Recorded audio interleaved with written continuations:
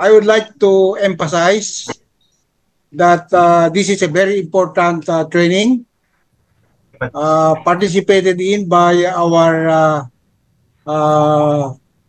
guest resource persons, Ma'am Rose from FDA and Mr. Escalona.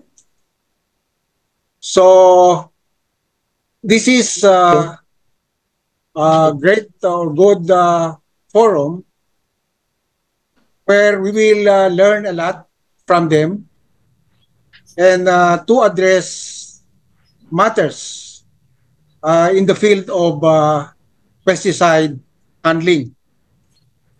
So the Philippine Association of Professional Fumigators Incorporated, usually known as PAFI nationwide,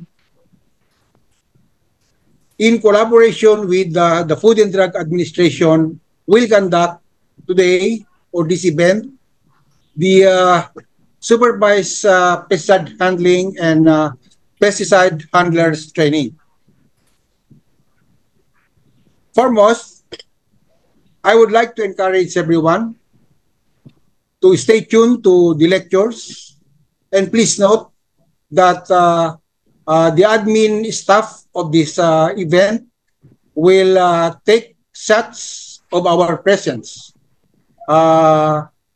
just to see to it that we are all in during the lectures. So to begin with, I would like to call on Mr. Ulysses Dagan, PAFI Director and Auditor, for the opening prayer and followed by the Philippine National Anthem. So, ladies and gentlemen, please all stand for the invocation.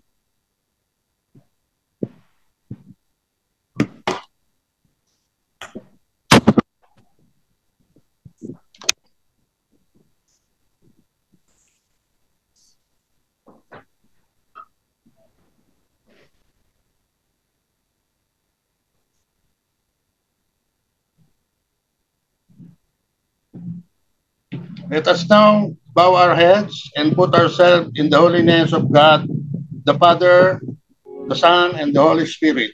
Let us bow our heads and put ourselves in the holiness of God the Father, the Son, and the Holy Spirit. Dear Almighty and ever-living God, we glorify and thank you. You have showered us with so much blessings. Your presence continuously reminds us of your faithfulness and guidance.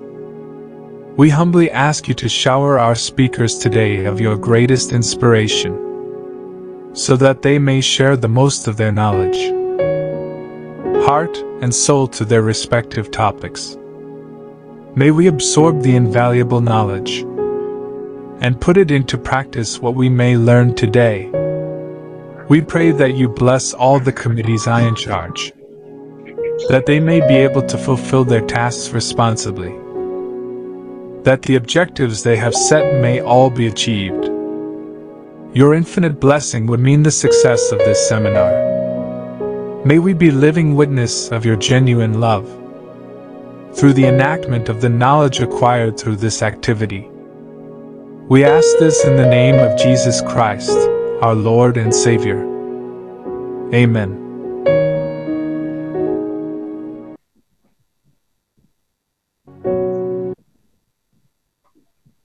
Please remain standing for our national anthem. Mga kababayan, ang pambansang awit ng Pilipinas. Kayang mag-ibig, tegas ng sinakanan, alam ng puso, sa titik mo'y bumay. Upang hinirang, kuyagan ang mahitig, sa manlulupin, di ka masisingil, sa nagagang tutok sa simoy at sa langit ng pangaw, ay hinagang tulakaw.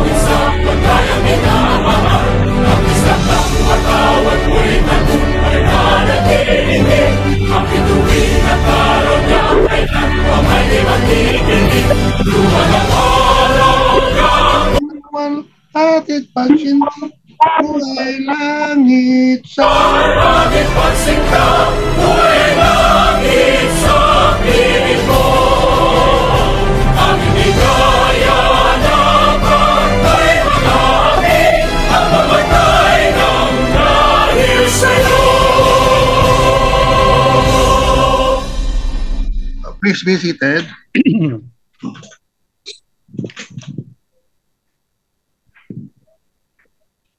To a very young and aggressive CEO of Pacific Fumigation Corporation Incorporated,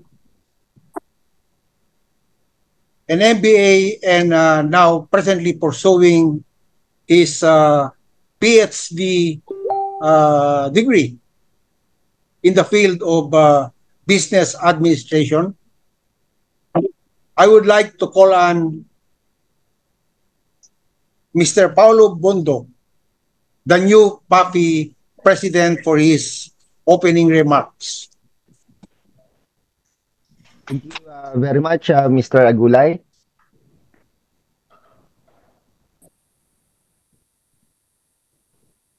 Ladies and gentlemen, respected colleagues in the urban pest management industry, and our esteemed guests, a gracious and warm day to each and every one of you. Today marks a momentous occasion as we gather for the pesticide handlers training organized by the Philippine Association of Professional Fumigators Incorporated. This training session is not merely a routine, but a significant endeavor aimed at promoting global compliance and safety standards in our industry. The spotlight is on globally harmonized system in chemical classification and labeling and hazard communications, a subject of paramount importance that requires our attention and understanding. But before we get on the learning experience, I would like to express our heartfelt gratitude to the important individuals present here today. Our sincerest welcome goes to Ms. Roseanne Santos, a distinguished Senior Licensing Officer from the Licensing Unit for Pest Control Operators of the Food and Drug Administration.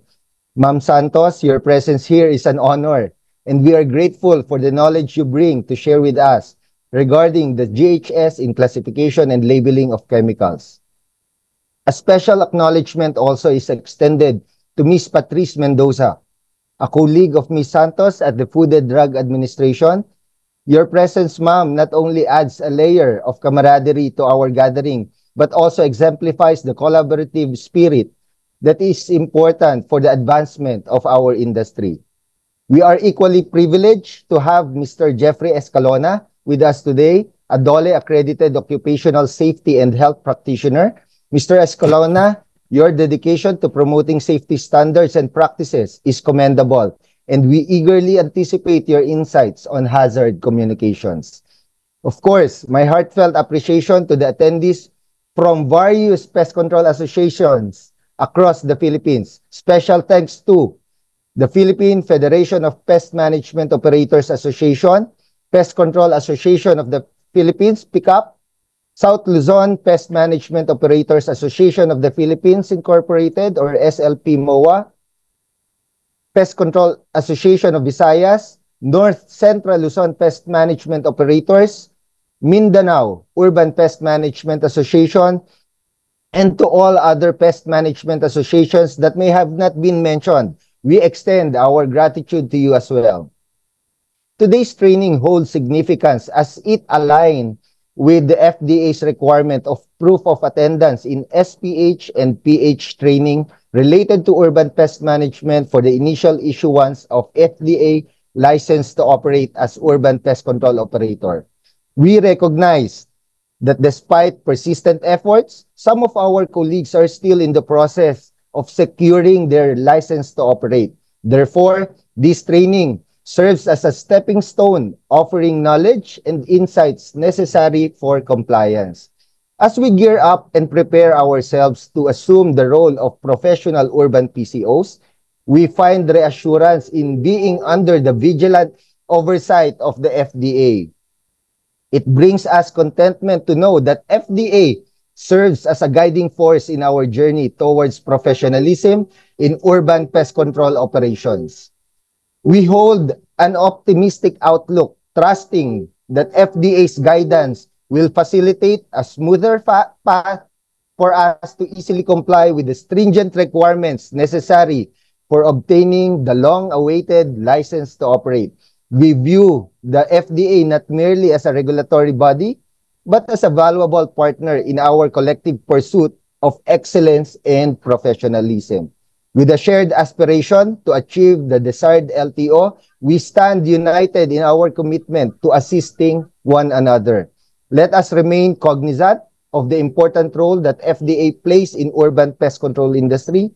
Of course, we express our gratitude for FDA's guidance and anticipate a fruitful collaboration that will contribute to the growth and success of each urban PCO in our country. May this training session be a beacon guiding us toward a future where we set the gold standard for global compliance and safety in urban pest management. So, as I conclude, I enjoin everyone to actively engage, participate, and leverage this opportunity, not only to regulatory requirements, but also to elevate our understanding and proficiency in pest control operations. Thank you, and may our time together be enlightening and fruitful. Magandang umaga po sa ating lahat.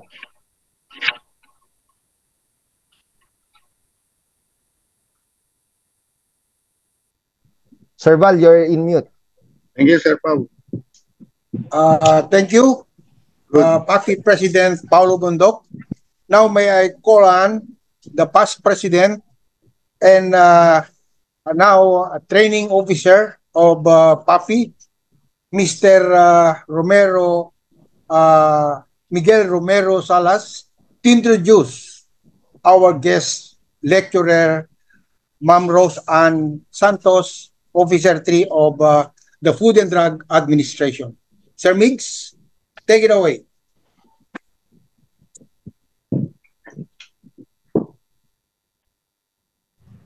Mute si Sir Mix. Sorry, nakamute. Thank you very much. I'd like to introduce you all to a lady that's been is very important in our industry. Ms. Rose Ann Santos is presently a Food and Drug Regulation Officer Level 3 in the Food and Drug Administration. She has had an extensive 9 years of experience as a licensing and registration officer and is presently the Senior Licensing Officer under the licensing unit of the pest control operators under the FDA. So, gentlemen, ladies and gentlemen, keep that in mind. So, Ms. Santos is also the Senior Evaluator under the Household and Urban Pesticide section. After her education at the premier Central Luzon State University, where she graduated with a degree in chemistry, Ms. Santos has continuously improved on her education with extensive trainings and workshops in UN FAO pesticide registration, biocide management, in classification of chemicals and labeling of chemicals, especially under the UNGHS. Additionally, she has also had trainings in animal toxicity and environmental toxicity. All this has helped Ms. Santos establish her expertise in the household and urban pesticide regulation, as well as in the UNGHS Global Harmonized System of Classification and Labeling of Chemicals. Ms. Santos is also a dedicated member of the Integrated Chemists of the Philippines. Please all give a hand to our wonderful lady, Ms. Santos.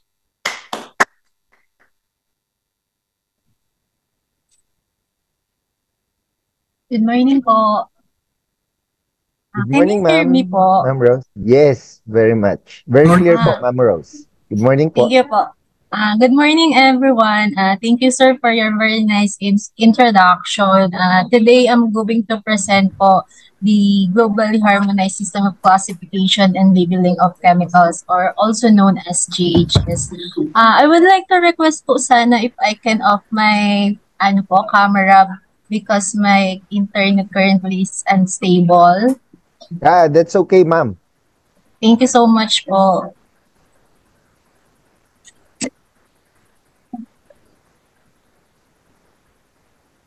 Allow me to share my screen lang po in a while.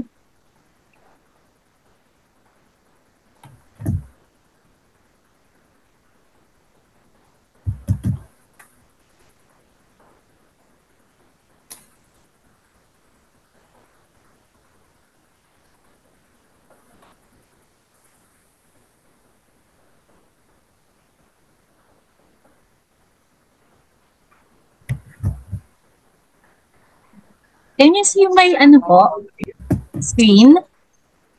Yes, ma'am. Yes, ma'am. Yes, yes, okay. Thank you po for the confirmation. Again, I am Rosan Santos po from FD8 at together with me is my colleague, Miss Patrice Mendoza, as mentioned earlier. And I'm going to present po the globally harmonized system of classification and labeling of chemicals, or GHS. This disclaimer lang po, this is just an overview or introduction about GHS. So for the presentation outline, the first part we will cover the background of the globally harmonized system of classification and labeling of chemicals, or GHS, and then we will proceed with the scope of the GHS, and then we go to the application of the GHS, in which we will discuss the hazard classification, the hazard communication, as well as the safety data sheet. So for the background of the GHS, we all know that today we are every day we are in a chemicals. We use chemicals everywhere for a variety of purposes. So chemicals directly or indirectly affect our lives and are essential to our food, our health, and our lifestyle. So having these chemicals, so there are positive cons or positive of these chemicals since we use this in our everyday lives. However, with this, there are also consequences, such as there are hazards that we should not that are inherent property of these chemicals. And then many countries already had existing regulatory system with these chemicals. However, there are differences were significant enough to require multiple classifications, labels, and safety data sheets for the same product, which led to the inconsistent protection for those potentially exposed to the chemicals, as well as creating regulatory burdens on companies producing these chemicals. And in 1992, the United Nations Conference on Environment and Development, which is often referred to as the Earth Summit, adopted a program of work to address issues related to the global management of chemical safety. So in this activity, in Agenda 21, paragraph 1927, a globally harmonized hazard classification and compatible labeling system, including material safety data sheet and easily understandable symbols, should be available if feasible by the year 2000.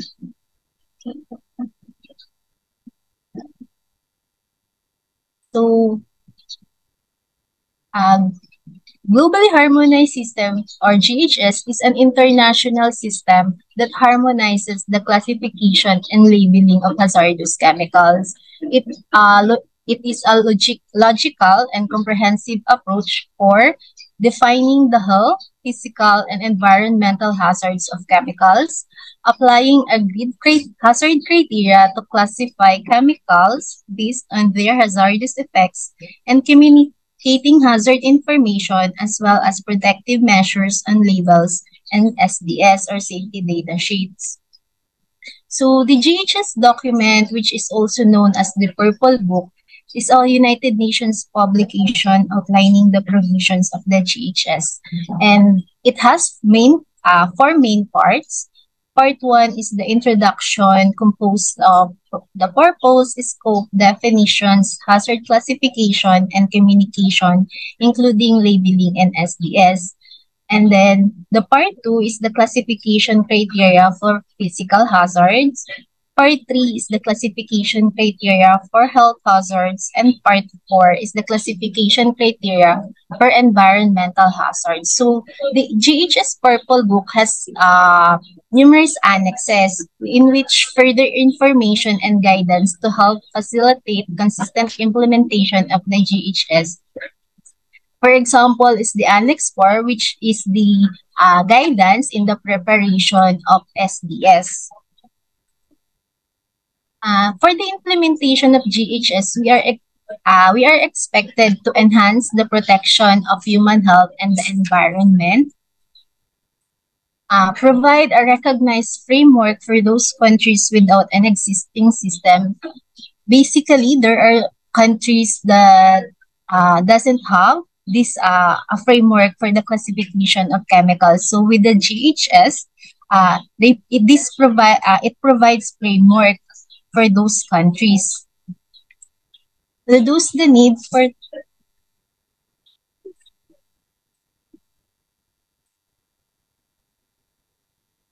reduce the need for testing and evaluation of chemicals. Meaning, with GHS po kasi,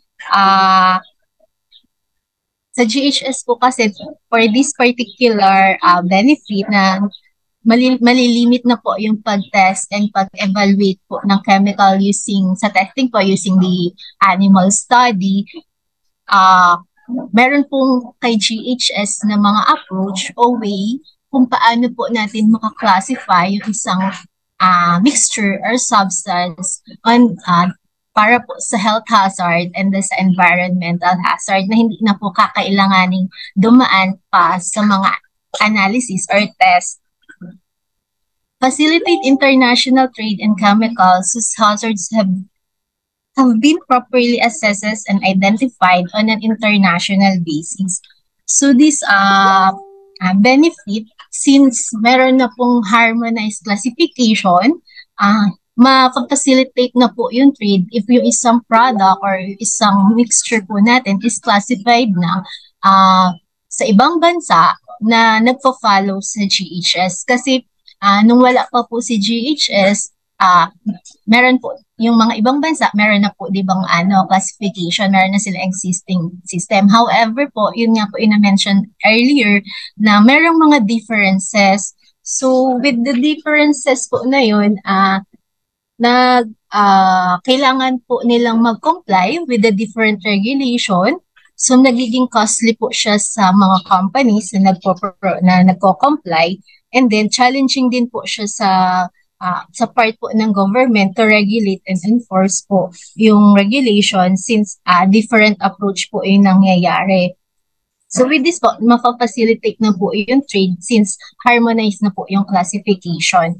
And for workers and consumer, since nagkakaroon po ng awareness on the hazard, nag-i-improve po yung safety ng workers since nagiging familiar na po sila sa mga hazard and risk po ng chemical as well as doon po sa mga protective measure na dapat gawin ng isang worker sa isang hazardous substance. So, GHS, hindi po siya mandatory. Nagbibigay lang po siya ng guidance and explanation about kung paano po mag-harmonize. So, yun po, hindi po siya mandatory. But, kapag po inadopt na ng isang bansa at inimplement na po yung mga provision through its national regulatory structure, nagiging mandatory na po si GHS. So, in the Philippines po, nailabas po or na-issue po yung joint DTI, DENR, DA, DOF, DOH, DILG, DOLE, DOPC Administrative Order Number 01 Series of 2001 which is the adoption and implementation of the globally harmonized system of classification and labeling of chemicals.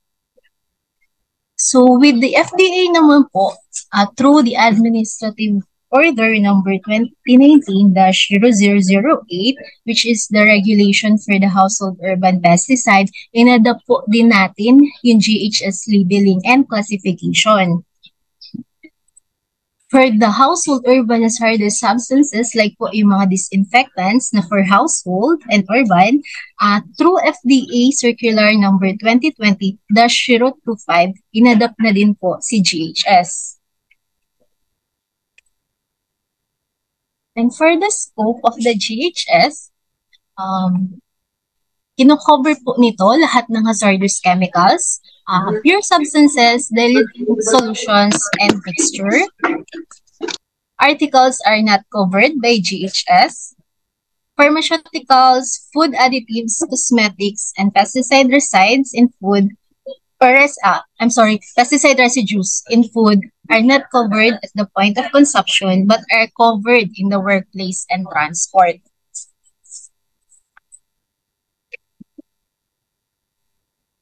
Generally po, all situations where people ay may expose po sa isang hazardous chemicals are potentially covered by the provisions of the GHS.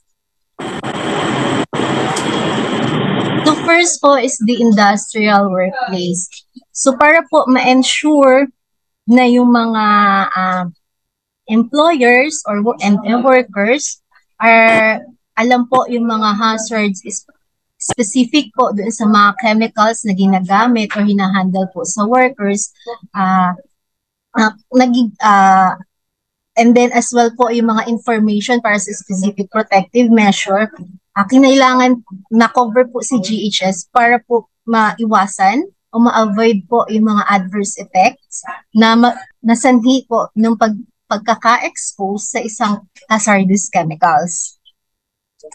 Next po is the agriculture or mga agricultural chemical like po na mga pesticides. So yung mga pesticides po na ginagamit sa agriculture, nagkakos din po sila ng mga harm sa mga gumagamit as well as also meron din po siyang maging hazard po sa environment. So si GHS, ang objective po nito para sa agriculture sector ay ma-communicate po yung mga appropriate information regarding po sa chemicals po na yun para po ma-ensure na ma-handle at magamit po yung isang product ng safe. Cover din po nito yung mga transport tapos yung emergency response. So, and then as well as the consumer products. So, like po yung mga paints, disinfectant, household pesticide is covered po ng GHS. So,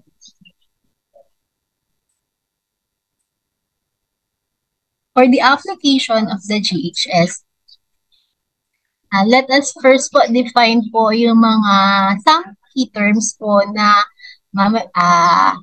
important po sa GHS. So substance, this is chemical elements and their compounds in their natural state are obtained by any production process, including any additives necessary to preserve the stability of the product and any impurities deriving from the process used, but excluding any solvent which may be separated without affecting the stability of the substance or changing its composition. So mixture, or a solution composed of two or more substances in which they do not react. So example po ng mga mixture natin is yung mga finished product na pesticide na ina-apply natin. So mga mixture po yun. So hazard, intrinsic inherent property of a substance or a situation having potential to cause adverse effects when an organism, system, or subpopulation exposed to that substance or situation.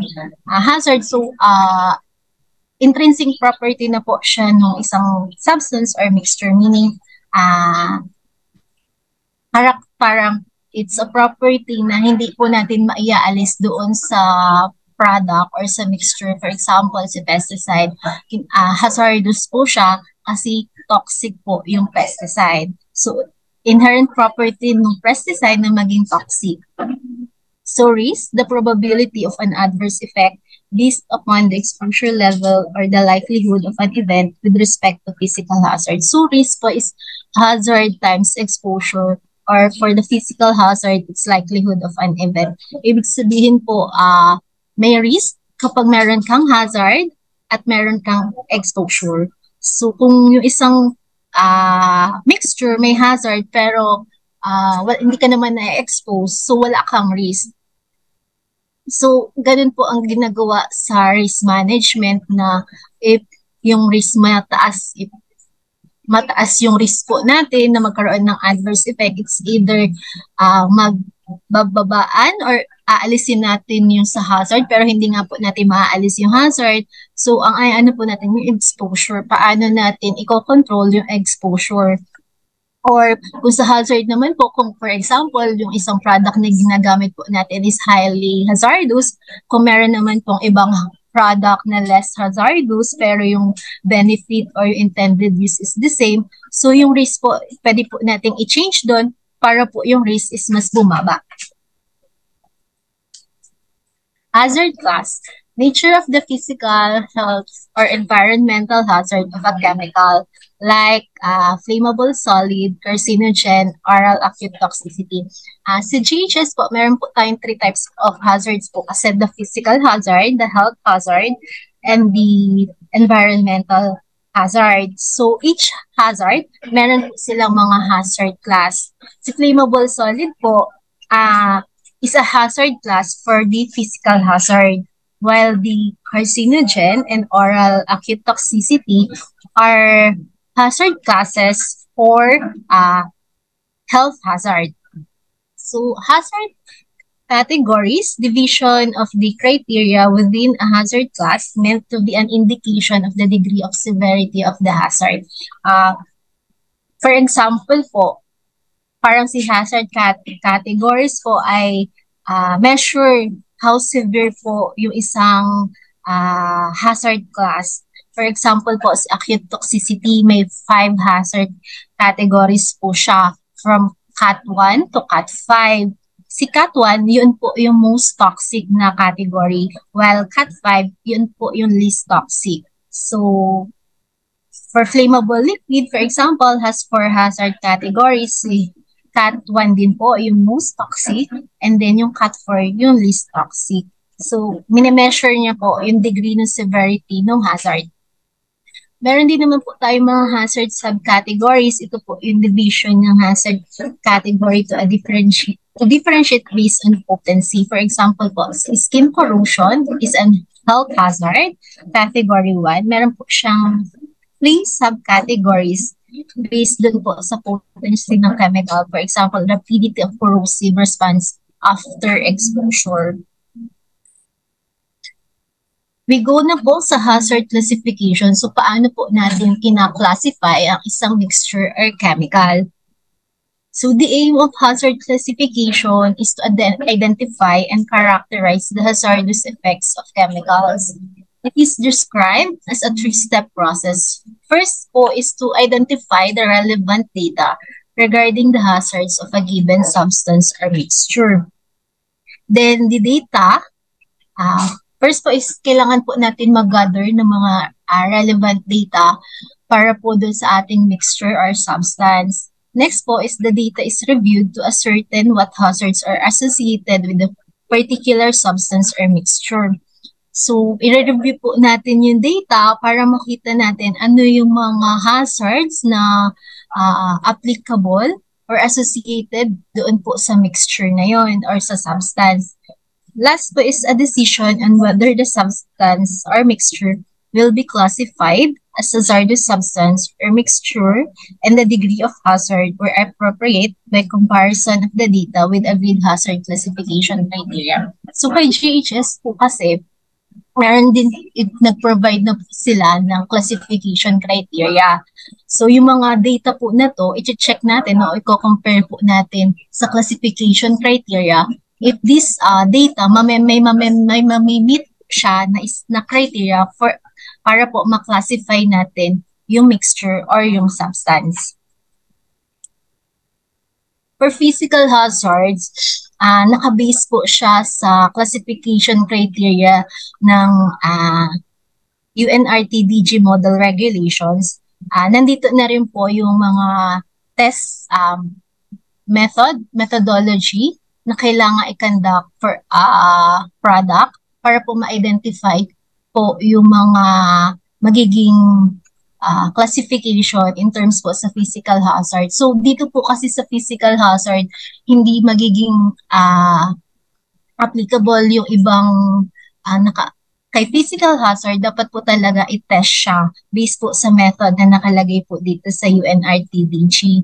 So doon po sa magiging resulta sa testing, doon po natin i-classify, i-base yung classification for physical hazard. So these are the hazard classes po for physical hazard. So we have the explosive, the flammable gases, aerosol and chemicals under pressure, oxidizing gases, gases under pressure. Andun na rin po yung mga hazard categories and subcategories. So for the explosive, there are 6. So division 1.1 to division 1.6. For flammable gases, meron pong category 1A, 1B, category 2, and then C1A, naka-subcategory pa po siya for Cat A, category 1A, pyrophoric gas, category 1A, chemically unstable gas, or A and B. And then aerosol and chemical under pressure, there are 3 categories, Cat 1 to Cat 3. Oxidizing gases, only 1, category 1. Gases under pressure, its hazard categories are compressed gas, liquefied gas, refrigerated liquefied gas, dissolved gas. We also have the flammable liquids, category 1 to 4, flammable solids, category 1 and 2, sulfur-active substances and mixtures, type A to type G, pyrophoric liquids and pyrophoric solids both have only one category, self-heating substances and mixtures, category 1 and 2, substances and mixture in contact with water emit flammable gases, category 1 to 3, oxidizing liquids and oxidizing solids both have 3 categories.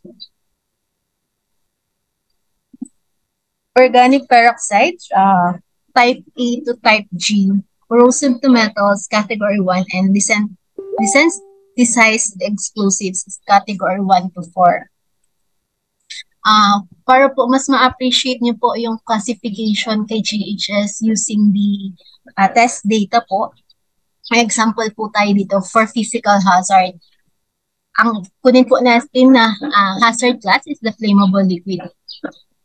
A flammable liquid means a liquid having a flash point of not more than 93 degrees Celsius. So for the classification criteria, there are 4 categories, Cat 1 to 4. For the criteria, para po siya ma-classify para under category 1, dapat daw po ang flash point nitong liquid na to ay less than 23 degrees Celsius at meron pong initial boiling point na less than or equal to 35 degrees Celsius. For category 2, may flash point po na less than 23 degrees Celsius and initial boiling point po na greater than 35 degrees Celsius. For Cat 3, meron pong flash point na greater than or equal to 23 degrees Celsius and less than or equal to 60 degrees Celsius. For Cat 4, flash point po na greater than 60 degrees Celsius and less than or equal to 93 degrees Celsius. So based po dito sa criteria, ang mga kailangan po nating data para ma-classify ang isang mixture or substance is the flash point and the initial boiling point. So dapat ma-test po yung mixture or substance po na yun para ma-determine ano ba ang flash point at initial boiling point niya.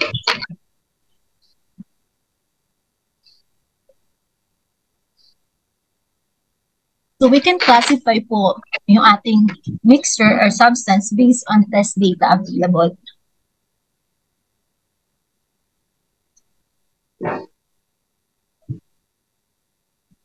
So sa GHS po, para sa physical hazard, meron po pinrovide na decision logic para mas madali po natin siyang ma-classify. So decision logic is is a graphical display of the classification process for a particular hazard class. This assists in a hazard classification by ensuring that all steps of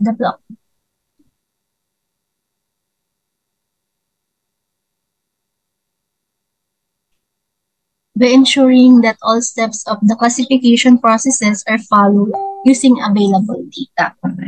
So this is the decision logic po for flammable liquid.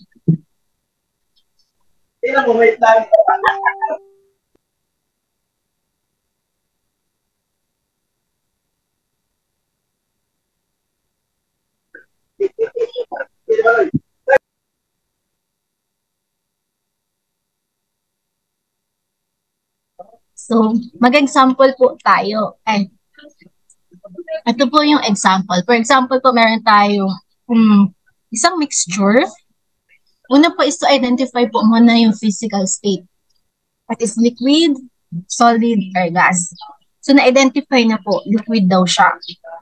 And then, may melting point na negative 95 degrees Celsius. And then, based po sa data na nakuha based sa test analysis na ginawa, yung mixture po natin may initial boiling point na 50 degrees sa standard pressure. At meron pong flash point na negative 20 degrees Celsius. So with this pong data, and using po the decision logic, we can classify po yung mixture natin. So first po, is the dito po tayo sa decision logic po tumingin. First po is na-classify na po natin yung ating mixture as a liquid. Our next question po is, does it have a flash point of less than or equal to 90 degrees Celsius? Ang flash point po ng mixture natin is negative 20 degrees Celsius. So, is negative 20 degrees Celsius less than or equal to 90 degrees Celsius? Yes or no? Yes or no? Anyone po? No po. Ano po sagot? Sorry. No. No? Yes po. Okay po. So, is negative 20 degrees is less than or equal to negative 90 degrees Celsius? So, yes po. Mas maliit o mas less than po si negative 20 kay 93 degrees Celsius. So, proceed po tayo sa decision logic. Next question po is, does it have a flash point of greater than 60 degrees Celsius? Ang flash point natin po ay negative 20. Is negative 20 greater than 60 degrees Celsius? Yes or no? No. So yes, correct po yan. No. So next po nating question is, does it have a flash point of greater than or equal to negative 20 degrees Celsius? Is negative 20 greater than or equal to 23? Yes or no po? Anyone po? No. Okay, tama. Tama. Correct po yan. No. No. Then, last question is, does it have an initial boiling point of greater than 35 degrees Celsius? So, ang given po natin ay 50. So, 50 is yes. So, 50 is greater than 35. So, dito na po yun. So, based po sa decision logic, na-classify na po natin yung mixture as category 2. So, ganun po natin ginagamit yung decision logic and then yung mga available data na meron po tayo. Later on po, paki-note na lang po kung ano po yung naging classification po natin dito sa sample natin. Pagdating po natin sa hazard communication, titingnan po natin kung ano po yung mga applicable signal hazard GHS harmonized label elements para po dito sa sample po natin na category 2. Next po is the health hazard. So, we have 10 health hazard classes for health hazard. So first po is the acute toxicity. So under po ni acute toxicity, meron po tayong acute oral toxicity, acute dermal toxicity, so acute inhalation toxicity. These three acute toxicity po ay meron category na 1 to 5. So the same po na Cat 1 po yung most toxic and Cat 5 po yung least toxic. For skin corrosion or irritation, meron po tayong Cat 1 to 3, wherein si Cat 1 po ay meron pang subcategory na Cat 1A to 1C. So, what is the difference po between kay skin corrosion or irritation? Kapag corrosion, corrosive po yung substance natin, meaning po, o yung mixture, meaning po reversible na yung damage. Wherein kapag irritation, nagre-reverse pa po. So, reversible po yung damage. Same with the serious eye damage and eye irritation. So, dito po, meron lang po tayong dalawang category, Cat 1 and 2, and subcategory po for category 2 na category 2A and 2B. Next po is this respiratory or skin sensitization. Only one category, but with two subcategories, 1A and 1B. Germ cell mutagenicity, carcinogenicity, and reproductive toxicity po. Same po silang tatlo na merong category 1 and 2, and si Cat 1 po ay may subcategory na Cat 1A and 1B. So for the next po is the specific target organ toxicity, single exposure, meron po tayong category 1 to 3, while specific target organ toxicity, repeated exposure is category 1 to 2. Last po is the respiration toxicity na meron pong category 1 and 2.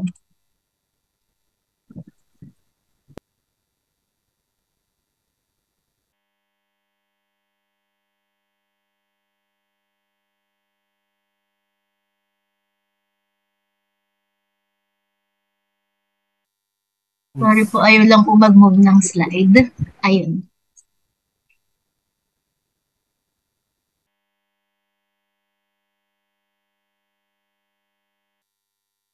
For the environmental hazard, we have three hazard classes po. This is the hazardous to the aquatic environment. For short-term or acute hazard, we have category 1 to 3. And then, meron din po tayong long-term or yung chronic hazard, which is category 1 to 4. And the hazardous to the ozone layer, category 1.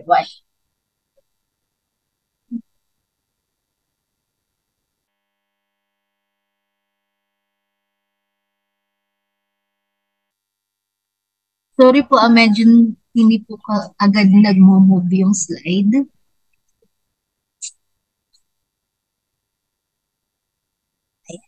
Hazard classification for the health and environmental hazards, meron po tayong pina-follow. So first po is classify natin based on test data of the mixture. So for example, po isa natin mixture, may mga test na kinonduct. For example, sa acute toxicity, nag-conduct ng acute oral toxicity study, acute thermal toxicity study, acute inhalation toxicity study. So, available po yung test data ng mixture. So, kapag ganun po, if titingnan na lang po natin yung naging lethal dose nung based po sa animal study, doon po sa classification criteria para ma-classify. Kapag wala po tayong data ng mismong mixture o test data ng mixture, pwede pa rin po natin ma-classify yung mixture natin using, ika-classify naman natin siya based on test data of a similar mixture. For example po, meron po product or mixture na na-test, and then meron tayong another product na hindi po siya na-test o untested, pero similar sila. Pwede po rin po natin ma-classify yung untested mixture natin.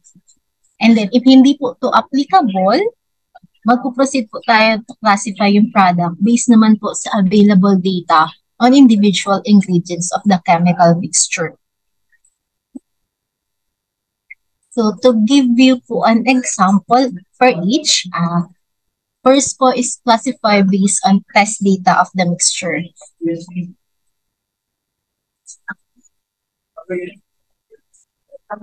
So yung test data information natin, for example, yung mixture na flammable liquid natin kanina, na-test siya sa acute oral toxicity. And then, ang nakuha pong lethal dose, 50, o yung first, ibig sabihin po, 50% ng animals upon administration po ng substance ay namatay at this dose is 300 milligram per kilogram body weight. So based po dito sa table 3.1.1, ang ano po natin is oral. So ang LD50 daw po ay 300. So anong categories? Ang category po nagpo-fall si 300 sa oral. So yun po ang i-check natin para maklasify na po natin yung mixture based po sa available data niya. So yung 300 po ay nasa under po ng category 3. So based po dito, yung oral toxicity po niya na 300 ay category 3. Ganyan po natin gagamitin. Ito po yung table 3.1.1 po natin is the classification ano po ni GHS for the acute toxicity lang po. So yung iba pong hazard class, meron po silang ibang classification criteria. Next po is classify based on test data of a similar mixture or bridging principles. So this is the extrapolating data to determine the hazards of a mixture that has not been tested as a whole for all of the effects posed by its ingredients. So meron pong iba't ibang types po ng bridging principle. So one example po is the aerosol. An aerosol form of a mixture may be classified in the same hazard category as the tested non-aerosolized form of the mixture, provided the added propellant does not affect the hazard potential of the mixture on spraying. For example po, meron isang mixture na spray, pero hindi po siya, non-aerosolized siya. Na-test na po yun, may data na tayo available. And then meron tayo isang product untested. Aerosolized, ano naman po.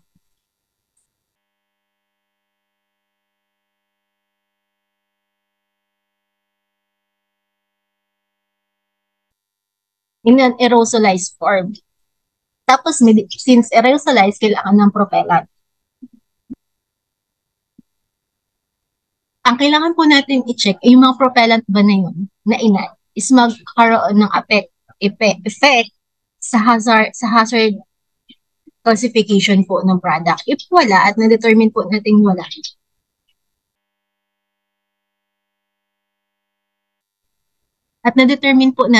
ito pong aerosolized form na untested natin, pwede na po natin siya i-classify the same classification po nung tested mixture na non-aerosolized.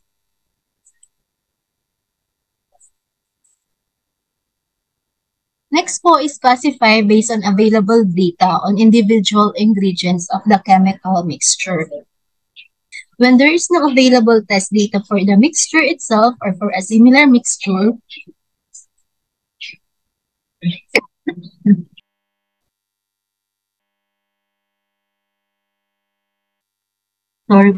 classification of an untested mixture can be done using available information or data on the individual ingredients of the mixture.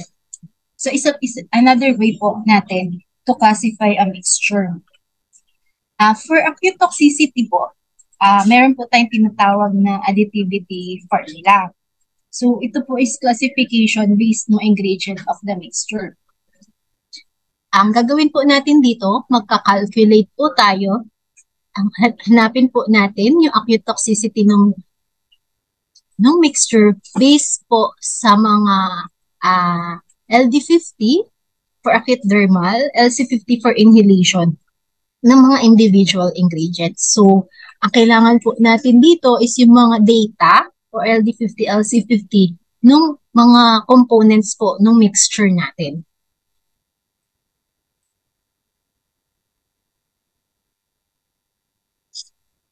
So, using po yung additivity formula, in order to ensure that classification of the mixture is accurate and that the calculation need only be performed The acute toxicity estimate of ingredients should be considered as follows.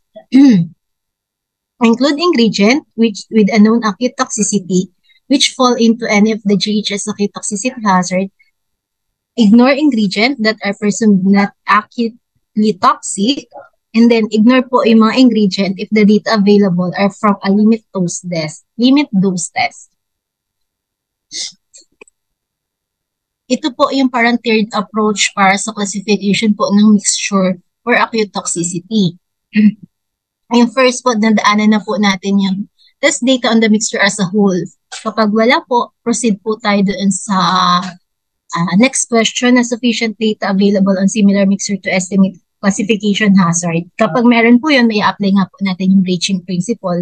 Kapag hindi po applicable yung Raching principle, proceed po tayo sa next na available data for all ingredient.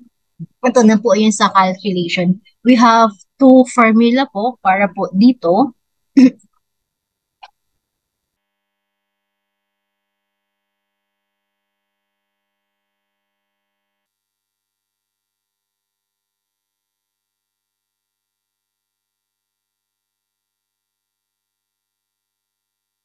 First po natin formula, gagamitin po natin formula na to kapag if data is available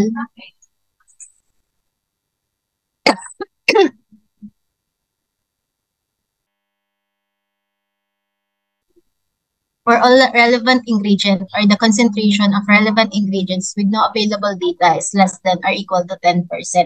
So, ang hinahanap po natin dito is the acute toxicity estimate ng mixture. So, yung formula po natin is 100 over acute toxicity estimate of mixture equals to the summation ng concentration of an ingredient over acute toxicity estimate ng ingredient. Kaya po kailangan natin yung data ng mga ingredients po natin.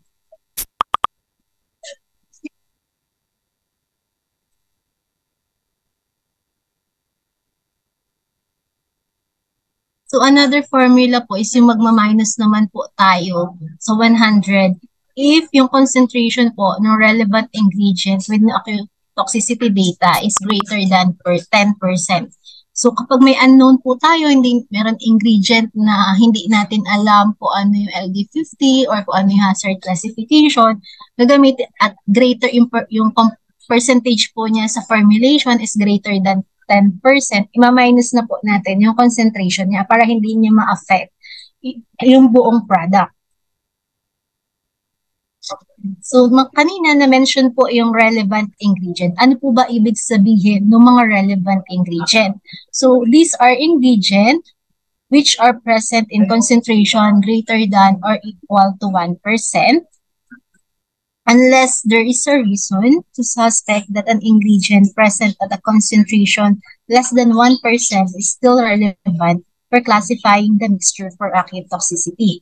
This point is particularly relevant when classifying untested mixtures which contain ingredients that are classified in category 1 and category 2.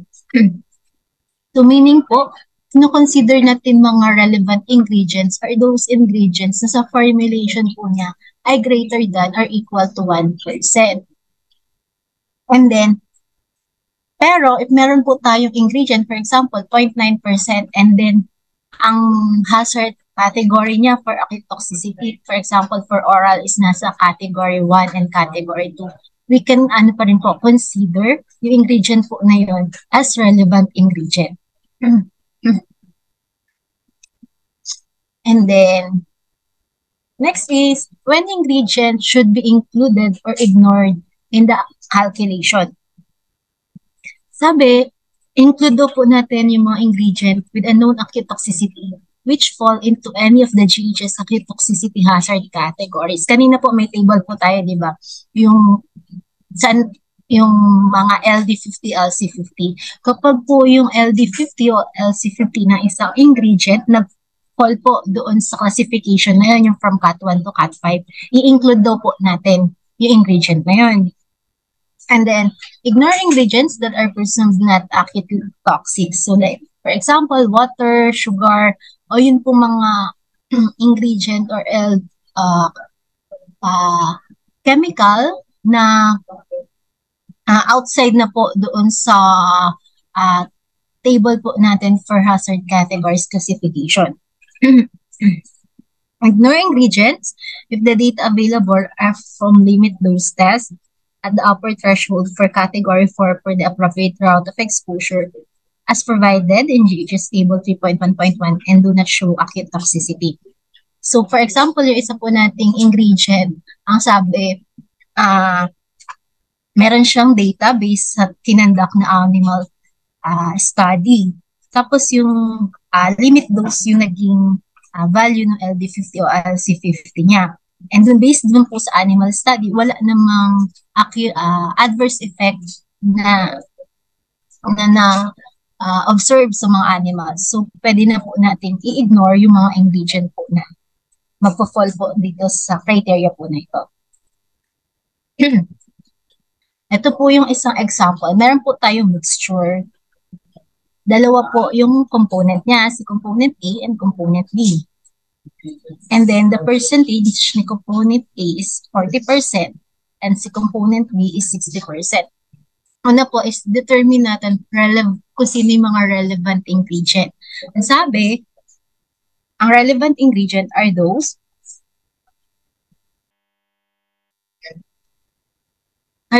ingredient na may concentration na greater than or equal to 1%.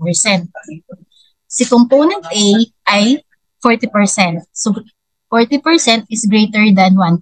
So we consider na po na relevant siya since greater than 1. Si component B, 60%, which is also greater than 1%. So component B is relevant ingredient. So meron po silang corresponding LD50 for dermal. Si component A, ang LD50 niya is 400 mg per kilogram, and si component B is 150 mg per kilogram. Sorry po, hindi ko na mapapakita yung table na si 400 tsaka si 150, magpo-fall po siya doon sa hazard classification category natin, yung table 3.1.1. So, since available po lahat ng information and wala po tayong unknown na greater than 10%, ang gagamitin po nating formula, yung first formula po natin, yung hindi tayo magma-minus ng 10. So, using po this formula, mako-compute natin yung acute toxicity estimate na ng mixture. So, upon computation, ang APE ng mixture natin is 200 mg per kilogram.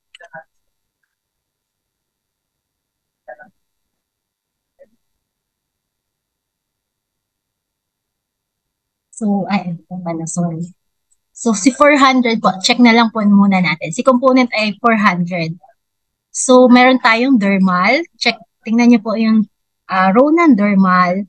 Si 400 po ay magpo-fall under Cat 3. So, 200, between 200 and 1,000. So, kaya po isinama natin siya sa calculation. While yung component B is 150, ang 150 naman po is between 50 to 200. So, category 2. Pasok pa po siya dito sa classification natin. So, in-include natin siya sa calculation. And then, na-calculate na natin, ang lumabas na mix ATE o acute toxicity estimate na mixture ay 200. So, yung 200 ay nandito po sa category 2. So, for dermal, ang classification po ng mixture natin ay category 2.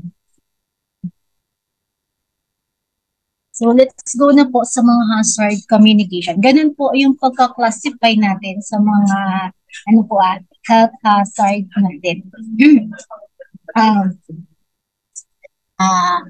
Yung calculation po pala na is for acute toxicity lang. For other health hazard class, like yung po sa skin corrosion, serious eye damage, iba naman po yung approach doon ni GHS kung paano natin makukuha yung classification based po doon sa available data. So for the hazard communication, it aims to provide hazard information and protective measures to users of hazardous chemicals. Under the GHS, hazard communication tools include GHS labeling. We have the GHS harmonized label elements. the product identifier, the supplier information, and the precautionary statements. Another GHS hazard communication tool is the SDS.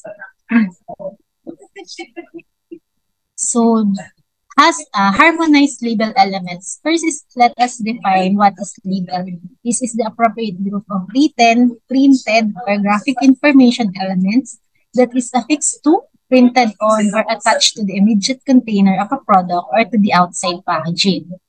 So meron tayo tinatawag na label element means one type of information that has been harmonized for use in label. These are three. Meron po tayong signal word, a word to indicate the relative severity of a hazard and alert the reader to a potential hazard. So may makikita po kayo sa mga label na signal word, danger or warning. Either lang po sa dalawa. Kapag po later. Then pictogram, graphical composition that include a symbol plus other graphic elements such as border, background pattern, or color that is intended to convey specific information. GHS pictograms have a black symbol on a white background with a red frame in the shape of a square set at a point. And the hazard statement assigned to a hazard class and category that describes the nature of the hazard of a chemical and where appropriate the degree of the hazard. So these are the pictograms. So yung mga product label po natin sa pesticide, may makikita po kayo mga pictogram po dyan. Ganyan po itsura niya, naka-red, black symbol, tapos naka-ano po sa red na diamond. For the gas cylinder, yan po yung itsura. And then, excluding bomb. Flame over circle. The skull and crossbones. Exclamation mark, health hazard, the environment, and corrosion. Possible po na yung isang product po natin mag-contain po ng different pictograms. So, saan nag-a-apply yung mga pictograms na yan? Saan pong mga hazard classes? Si flame over circle, kapag po yung product po natin ay oxidizer. So, oxidizing liquid, oxidizing solid, yun po. So, si flame, applicable po siya sa mga flammables, sa mga self-reactive, pyrophorics, self-heating, emits flammable gas, organic peroxides, and desensitized explosives. So, exploding bomb, ito po ay para sa mga explosive products or mixture or substance and self-reactive and organic peroxides. So, ito po yung mga pictogram for physical hazard. So, ito pong skull and crossbones ay for acute toxicity, yung acute oral, dermal, inhalation. For severe. And then, ito pong corrosion is for corrosive to metals, skin corrosion, serious eye damage. Yung gas cylinder po ay para sa mga product na chemicals under pressure na classify siya as or gases under pressure. Ito pong health hazard, applicable po siya kapag na-classify ka under carcinogenicity, respiratory sensitization, toxic to reproduction, specific target organ toxicity, for single and repeated kapag po severe, and then germ cell mutagenicity and aspiration hazard. And then, yung next po natin, yung may parang fish and for the environment naman po ito, environmental hazard, the aquatic toxicity for acute and aquatic toxicity for chronic. And then the exclamation mark, acute toxicity, harmful. So napansin niyo po, meron po tayong dalawang pictogram for acute toxicity. Isa po para sa severe skull and crossbones. And then kapag yung less lang po, acute toxicity, ay exclamation mark. So, applicable din po ito for skin eye irritation, skin sensitization, specific target organ toxicity, hazardous in the ozone layer. So, balikan po natin yung naging example po natin kanina for flammable liquid. Ano na nga po yung category ng nakuha po natin nung nag-classify po tayo?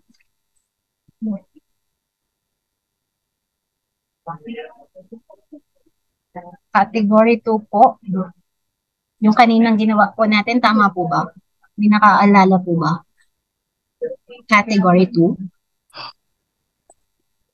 Yung kinlasify po natin kanina. Yes po, ma'am. Category 2 po. Yes po. Thank you po.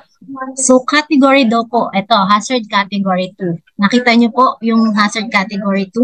So, kapag hazard category po, category 2, ito po yung mga corresponding pictogram, signal word, and hazard statement. So, for pictogram, we have flame, signal word na danger, and hazard statement na highly flammable liquid and vapor.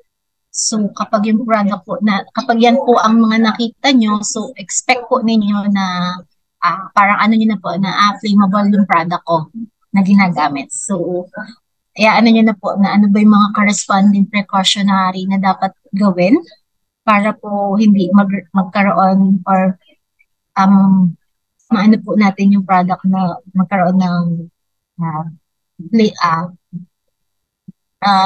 tawag po dito, maging flammable po yung product para maiwasan po ito. And then, we go po sa acute toxicity. Based po dun sa kinlassify po natin, kanina nag-classify tayo based po sa test data para sa acute oral. And nakita po natin na category 3 po doon para sa oral. So, for oral, sorry. Wait, dermal po muna. Dermal ay category 2 po kanina. So, ang corresponding symbol po niya ay skull and crossbones. And then, signal word ay danger. Ito po ay merong corresponding hazard statement na fatal in contact with skin. And then, yung oral po natin kanina ng category 3, symbol din po niya ay skull and crossbones, signal word ay danger pa rin, and then hazard statement na toxic if swallowed. So kapag ganyan po, kunwari, naulit na parang yung isa nating product na class, nagkaroon na ng dalawang skull and crossbones, once lang po natin siya reflect sa label po natin. And then, sa signal word, isang signal word lang din po. So it's either danger or warning, since if ang basis po natin is yung flammable liquid kanina classification, tsaka po ito acute toxicity, ang magiging signal word po ng product ay yung danger na. Pero, lahat po ng applicable hazard statement, kailangan naka-reflect po sa label. Pati po yung nandun sa flammable liquid na corresponding hazard statement. And then, ito pong dalawa na toxic if swallowed and then fatal in contact with skin.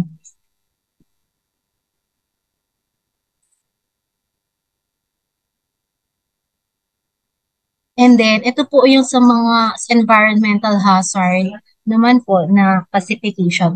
Unfortunately po, wala po tayong example doon. Pero daanan na po natin ito. For hazard category 1, ang GHS po na pictogram is yung environment. And then signal word na warning, hazard statement, very toxic to aquatic life.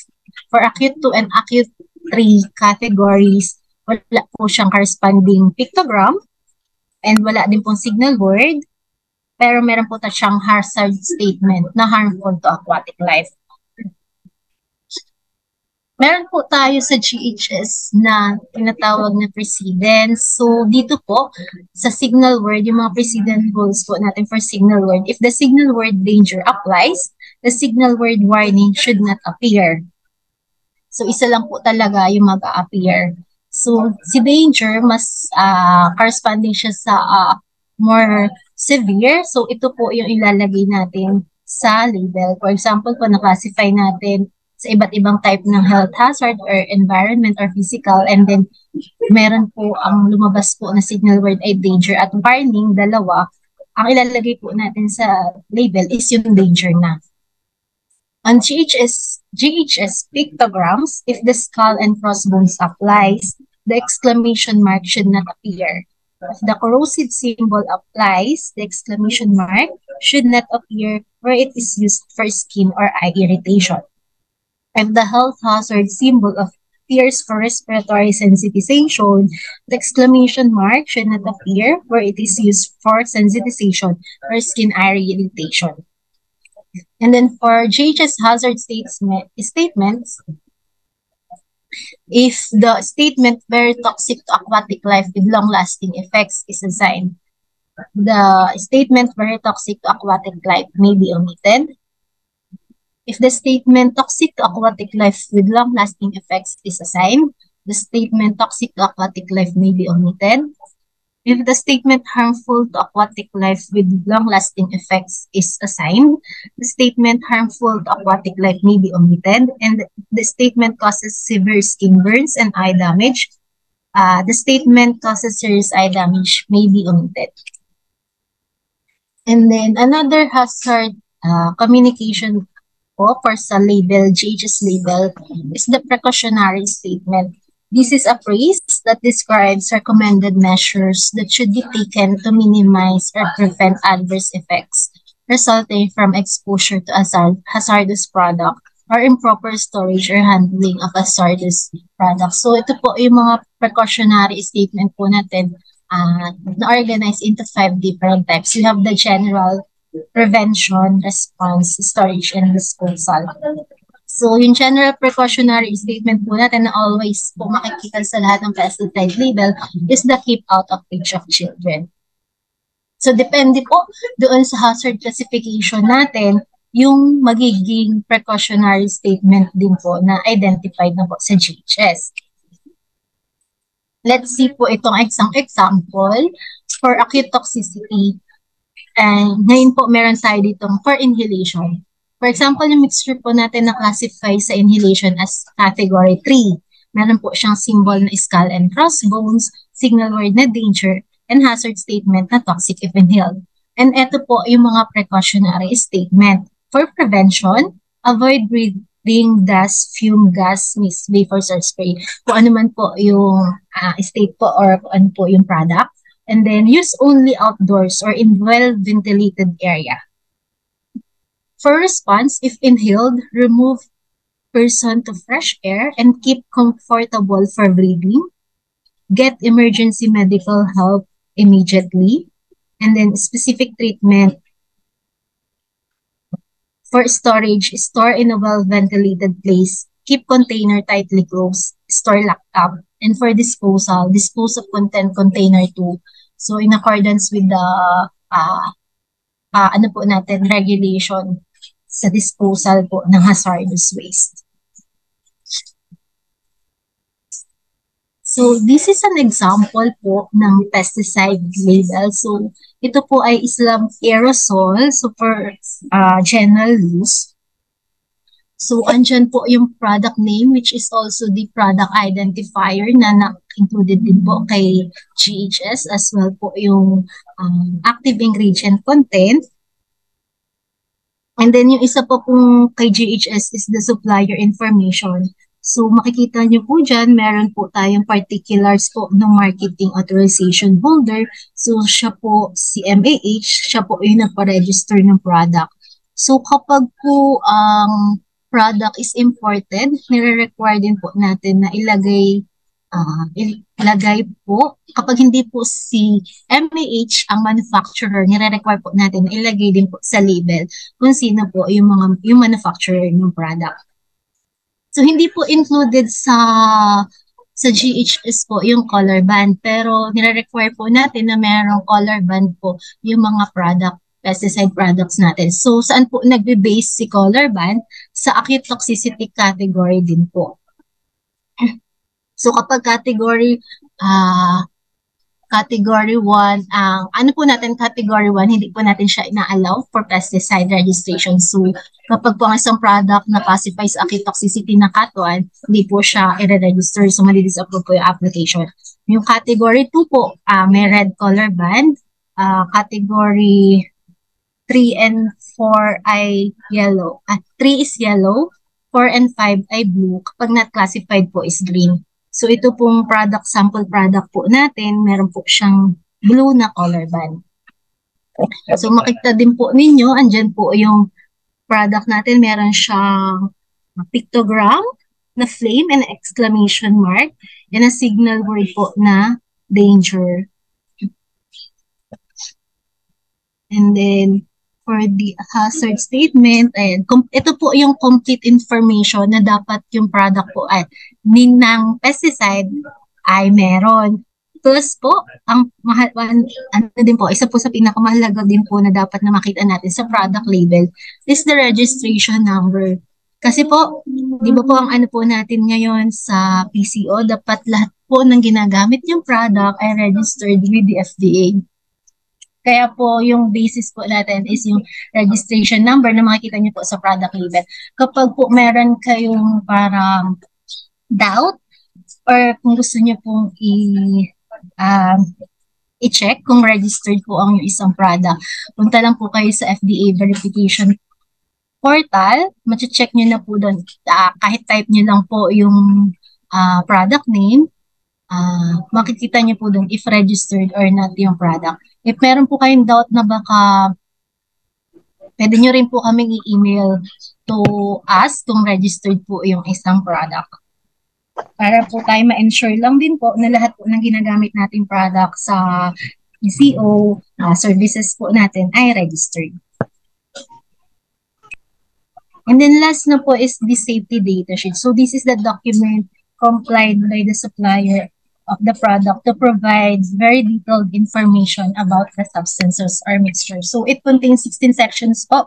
First is the identification. Section 1 is the identification. So it contains po the information about po sa product natin, product identifier, and then ano po yung use ng product. Also, nandito din po yung supplier details as well as the emergency phone number po na pwede natin i-contact in case po magkaroon ng emergency. So, section 2 is the hazard identification. So, for example, na-classify na po natin yung product into different product hazard class. Dito po, magre-reflect din po siya sa section 2, including the signal word, the pictogram, the hazard statement, as well as the precautionary statements po dito po sa hazard identification. And then, the composition information on ingredients. So, sa section 3 po nito is yung detailed information po ng mga component po ng mixture po natin. Usually po, ang inaano po, ang nire-require ni GHS, not require pala, ang recommendation or parang guidance, ang pwede pong ilagay dito sa section 3 is yung mga naka-classify nating ingredient na relevant and hazardous. Yung para, kapag po na ano po na yung isang ingredient is non-hazardous, meron po si supplier na hindi niya po i-declare yung ingredient po na yun. Pero dapat lahat po ng mga ka-classify po natin ang hazardous ingredients and relevant, dapat naka-declare po sa SDS. And then, section 4 is the fire aid measures in case po, first aid measures. So, what to do po in case na nagkaroon ng exposure po tayo sa isang product. Depende po sa route of exposure, kung magkaroon ng ingestion, inhalation, or magkaroon po ng contacting skin. Ano po yung mga first aid measure na dapat pong gawin. And then, firefighting measures. So, very important po ito in case na magkaroon po ng fire while using po yung product. And then, andito rin po ano po yung suitable na fire extinguisher na dapat gamitin. And then, section 6 is the accidental release measures. So, what are the personal precaution, protective equipment, and emergency procedures? So, dapat nakalagay din po yan sa section 6 po. And then, also po kapag nagkaroon ng spillage or accidental spill po ng product, ano yung appropriate advice on how to contain po and clean up po yung spill. And then also po ano po yung appropriate containment techniques na dapat gawin para ma-contain. And then section 7, handling and storage. So, what are the safe handling practices para po ma-minimize yung potential hazard ng isang potential hazard po ng product sa user, sa mga gumagamit ng product, sa property, or sa environment. And then, also, the proper storage, syempre po. ano po yung suitable storage para po maiwasan din po yung mga potential hazards. And then Section 8, exposure controls and personal protection. Ano po yung mga appropriate engineering controls na dapat gawin, and then also yung mga PPE. For Section 9 po is the physical and chemical properties and safety characteristic po ng product natin. So, andito po yung mga physical state, color, other chemical physical properties po ng product. So, andito din for example po yung flashpoint. Dito po papasok na nakadeclare din po yung flashpoint po ng isang product. And then Section 10 is the stability and reactivity. So, para po ma-identify po natin ano ba yung saan ba reactive yung product natin. Saan po ano po yung mga dapat iwasan na product kasi baka magkaroon ng reaction sa ibang product. So, saan po siya incompatible. Dito po natin makikita yun po sa Section 10. And then Section 11 is the toxicological information. So, very important po ito kasi dito po yung mga description po ng mga various toxicological health effects po natin. So, important po siya para sa mga medical professional, occupational and safety professional para po ma-identify ano po yung tamang dapat gawin doon po in case na magkaroon ng poisoning. So, yung mga nakuha po nating data sa mga toxicity, toxicity, yung other health hazard, dito po natin siya ilalagay sa section. Dito po natin sa section 11 makikita. And then, Section 12 is the ecological information. So, related naman po ito sa environmental hazard po natin. So, andyan po yung toxicity sa environment, persistent degradability po ng product, and other adverse effect. And then, Section 30 is the disposal consideration. Paano po i-dispose yung product? Ano po yung appropriate na disposal method? Sa Section 30 naman po. Transport information. So, kung ano po yung mga UN number, and then kung paano po yung tamang